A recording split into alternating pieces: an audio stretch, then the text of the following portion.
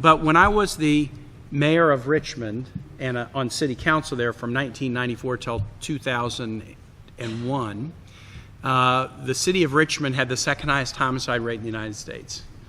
And that was not the top 10 list that you wanted to be on.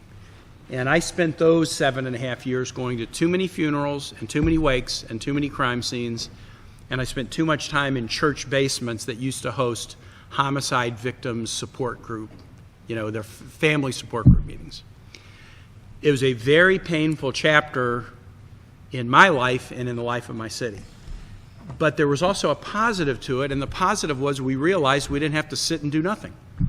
We didn't have to just accept it and say, well, that's just the way life is. No, we did a number of things, and we were able to reduce the homicide rate by 60%, reduce the violent crime rate, which included aggravated assault and other crimes, by more than 50%. We took action.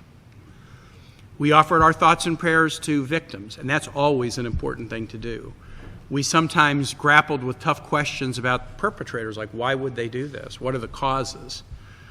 But we also acknowledged that we had a responsibility, not just to be bystanders and say, well, that's just the way it goes, but to take action. And we were able to show that you can take action, that the action will not be perfect, it will not eliminate violence, it will not eliminate gun violence, but it will dramatically reduce gun violence. An important lesson. I then was a lieutenant governor and governor. I was governor at the time of the worst shooting in the history of the United States. I wish I could say that the Virginia Tech shooting was still the worst shooting in the history of the United States, but sadly, shootings at both the Pulse nightclub and in Las Vegas have claimed more lives, and a whole series of other shootings, Parkland and Sandy Hook and Tree of Life Synagogue, have grabbed the imagination. Brian Moran, your colleague, Dan, today said 10,000 Virginians have been killed by guns since the Virginia Tech massacre, which is was a stunner. That was the worst day of my life, and that became years now of work with the families, many of whom I'm still very close to, who lost loved ones or whose loved ones were injured. But again, just like it was horrible, there was also this flip side to it. Like in the Richmond situation, we realized you don't have to suffer in silence. We're not impotent in the face of this. You can actually take steps and make the community safer.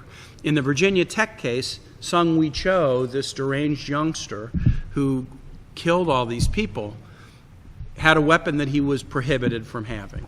But weaknesses in the background check system enabled him to get weapons that he was prohibited from having. He had been adjudicated mentally ill and dangerous. There have been federal laws on the books for decades, bipartisan, saying he shouldn't have a weapon.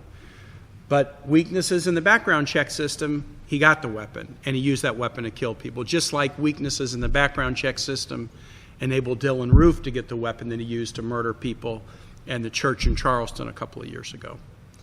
So what we learned is you can actually fix things. You can make things better. I was able to fix part of the background check system by executive order, and my legislature then followed up and did it. But when I tried to get my legislature to do just universal background checks, nobody should have a weapon unless you check to make sure that they're not on the prohibited list, my legislature wouldn't do that with me. So we took some action, not enough. I'm in the Senate of Virginia. Now I'm in the Senate of the United States. Between my election and my swearing in January of 2013, the shooting at Sandy Hook happened. My worst day in the Senate was in April of 2013. It was almost to the day, the 6th anniversary of the shooting at Virginia Tech, and we voted on the floor of the Senate to do a comprehensive national background check system so that nobody could get a weapon if they were prohibited, and we fell a couple of votes short. It was a very painful day because the gallery in the Senate was filled with the Sandy Hook families, and many of them had Virginia Tech families sitting next to them holding their hand to try to give them support as they were suffering too. So I was in Virginia Beach the morning of Friday, May 31, and I was doing all kinds of events down there. And I left a lunchtime speech at about 1:30, started driving back to Northern Virginia when we heard the news a couple hours later about the shooting there. Now, Madam Mayor, I'm sure you had the same feeling that I did. When you work at a city hall, like I did, like you do, like Virginia Beach City Hall, and you have these people who are going to work every day, and what they just want to do is serve their fellow man or woman.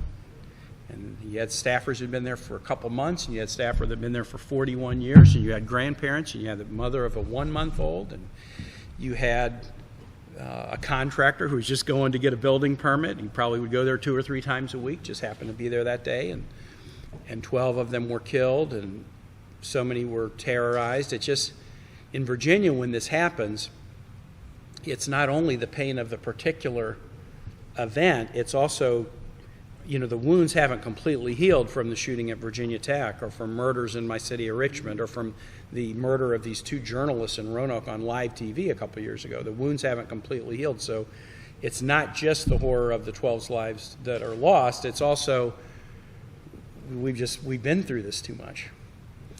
And that's why I'm really happy that the governor decided thoughts and prayers are fine and are necessary. Wondering about perpetrators. We may never know the answer to why this employee in Virginia Beach killed his colleagues. Why send in a resignation letter?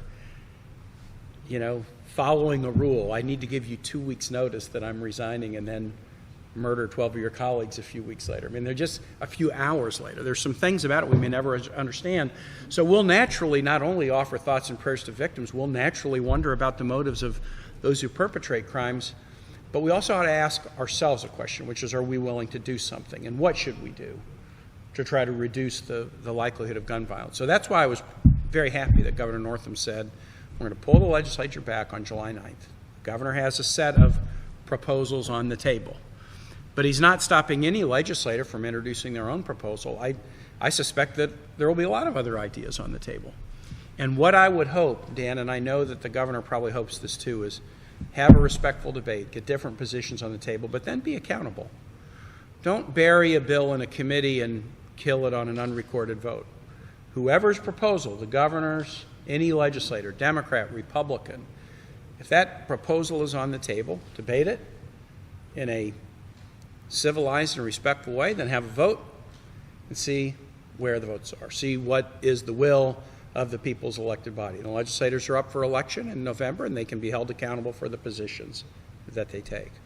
Last thing I'll say before I introduce Dan is I worry that our General Assembly has been a bystander in this, that, and often evil happens as much because of the perpetrators of evil. It happens because of bystanders, people of goodwill who don't do enough, who don't take the actions that are necessary.